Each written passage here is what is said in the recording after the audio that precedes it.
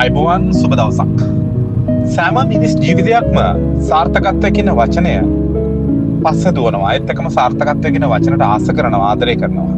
නමුත් ඔබ දැනගන්න ඕන දෙයක් තමයි සාර්ථකත්වය කියන වචනය තමන්ගේ ළඟට ළඟා කරගනිද්දී ගොඩක් දේවල් කැප කරන්න සිද්ධ වෙනවා.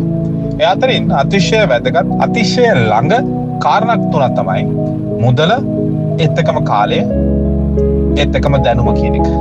මේ මුදලත් එක්ක මේ සාර්ථකත්වයේ තීරණය කරද්දී ආර්ථික වටිනාකම මුදලත් එක්ක ගොඩනැගෙද්දී මුදල කියන දේ ළඟා කරගන්න නම් ඔය අකමැත්තෙන් වුණත් කැපකිරීමක් කරන්න වෙනවා. ඒ කැපකිරීම තමයි දැනුම කියන දෙයට සහ කාලය කියන දෙයට.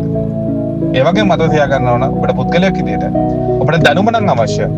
අනිවාර්යෙන් කාලයත් මුදලත් කැප කරන්නට සිද්ධ වෙනවා. ඒ වගේම ඔබට මුදලත් නෙමෙයි අවශ්‍ය. ඔබට දැනුමත් නෙමෙයි අවශ්‍ය. ඔබට අවශ්‍ය කාලය නම් නිසකව මුලට තියාගන්න.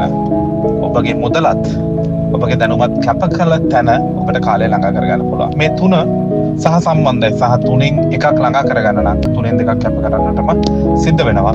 මේ තුනෙන් දෙක කැපකිරීම හරහා තුනෙන් එක ලබා ගනිද්දී තුනෙන් තුනම ඔබට නිසකවම ළඟා කරගන්න පුළුවන්.